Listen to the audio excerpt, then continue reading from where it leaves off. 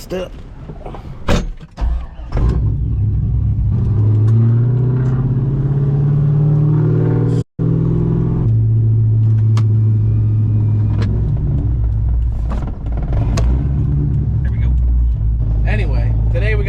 To get done on the Vette here. I've been neglecting this thing again. The window regulator broke again. There's cobwebs everywhere. I just had to put gas in it. It said low range, so it's just about out of fuel.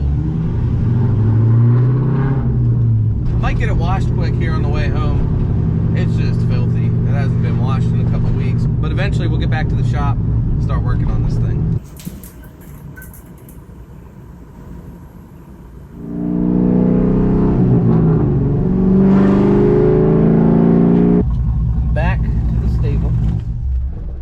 Reckon I'm just gonna pull the Vette right here into the front bay. It's been busy in the shop lately and I don't feel like messing around moving the truck. Doesn't have fuel tanks in at the moment, so I'd have to push it. This unit right here, might throw that in a video soon, maybe. Let me show you a little bit what's been going on around here. Got brand new fuel tank for the truck. Just got done painting the frame.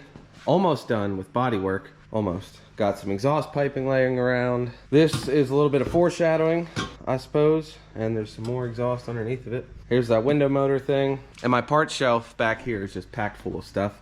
First 3 shelves are C10 stuff, a lot of work to do. Here's the Vette shelf, more exhaust stuff and whatnot. Everything's just crammed in the shop right now. CJ is just waiting in the back for its time to shine. Coming soon, hopefully. But yeah, that's kind of brings you up to speed behind the scenes here. Anyway, let's pull the Vette in. I think we'll start with the window motor, and then I got some other stuff. Yeah.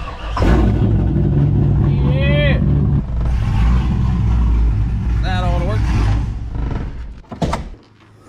So this is that window regulator that I just replaced, and that stud broke off right there for this top mounting location. Now, could that have something to do with me sorting my parts from lowest price to highest price? Probably.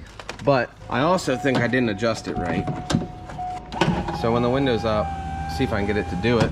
When you close the window, sometimes the window would get stuck on the outside of this nub here and put tension on that stud. And like the seal was not tight. I need to get the glass to push in a little bit more to that rubber. But since the stud's broke, we gotta replace it again anyway. So unplug the speaker, now I'm removing it.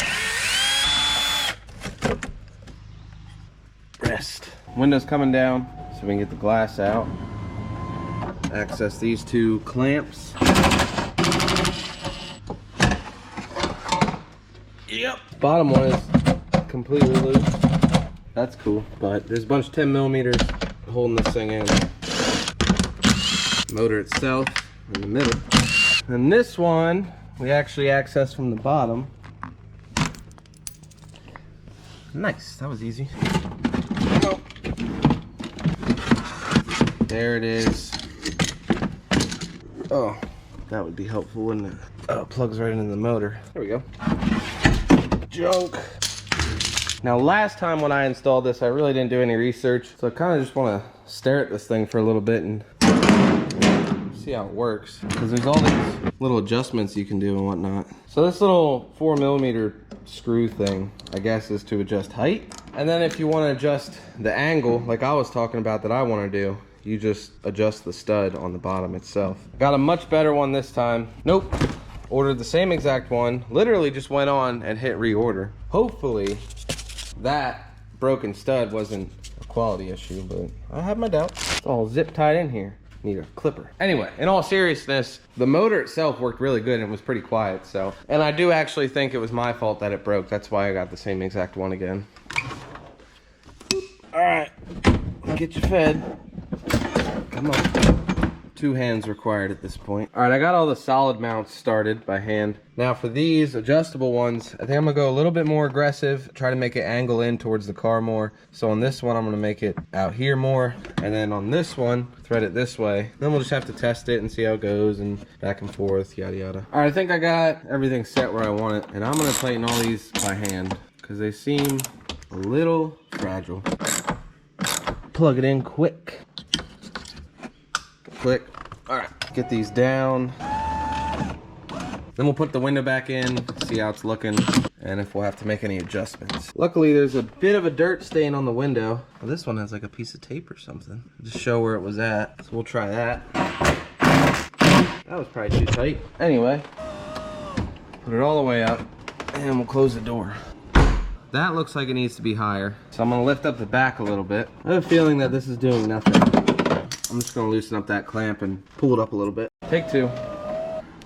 Too much. You get the idea. So the front actually looks like it's good, but the back, I think we got the height right, but we still need more angle. So if you look at the passenger side, when the window's up, it really makes that rubber seal like bulge out. So in the front, on the driver's side, we got it to do that, but back here, not so much. It's pushing in a little bit, but if we could get it to go like that, I think we'd be in much better shape. So loosening that pushes this frame out, which in turn pushes the window in. Maybe too much. That actually looks pretty good. Doesn't really seem to make a nice seal on the back here. That back seal doesn't move at all when you close the door. Same deal over here. And I know this side doesn't leak, maybe a little. I'm good with that. Make sure everything's tight. We'll get the speaker back on and the door panel. Door panel on. I've actually been waiting a little while to put these on. Since day one. This car has never had the little trim piece that goes right there. I finally got it.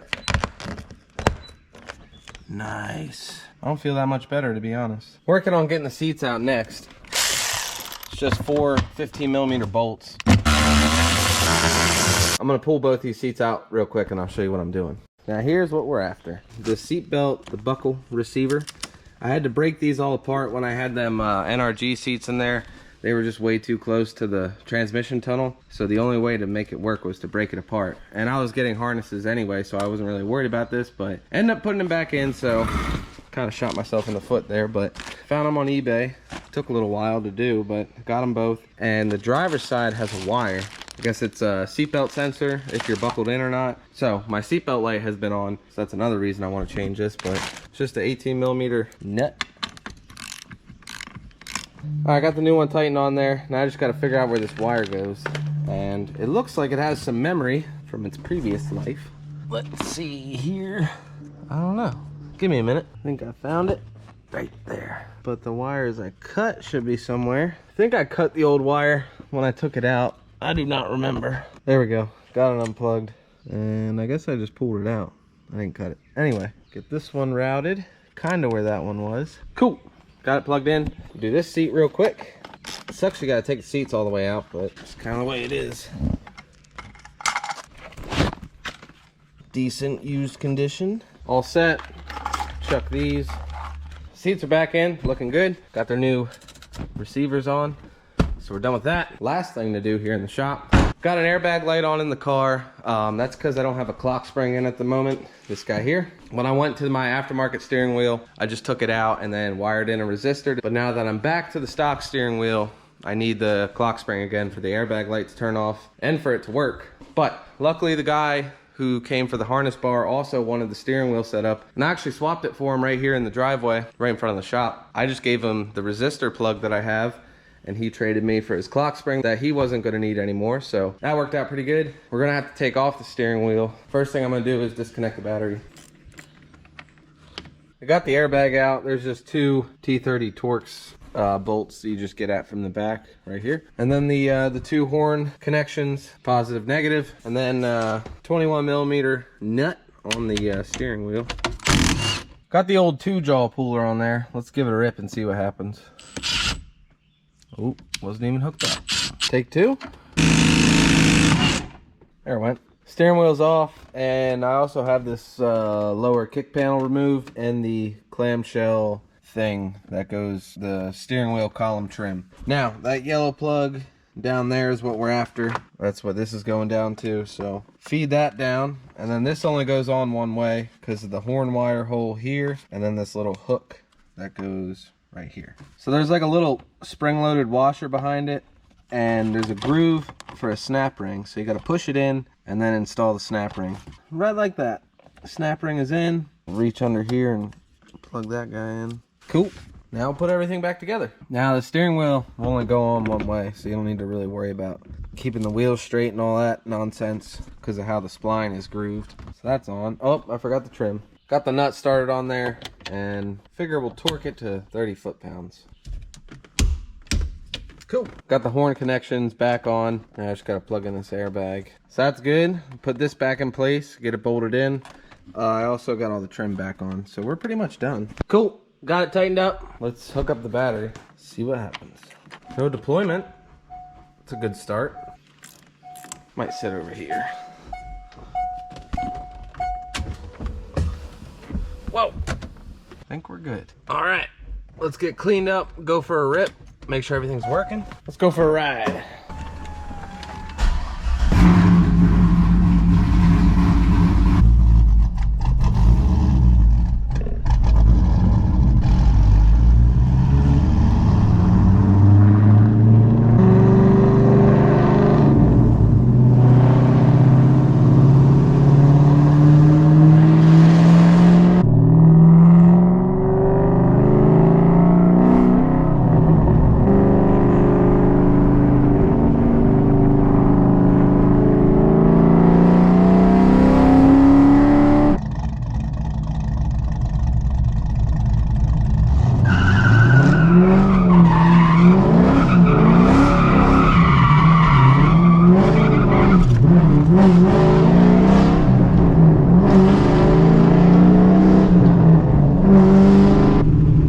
I'm gonna miss this car a little bit.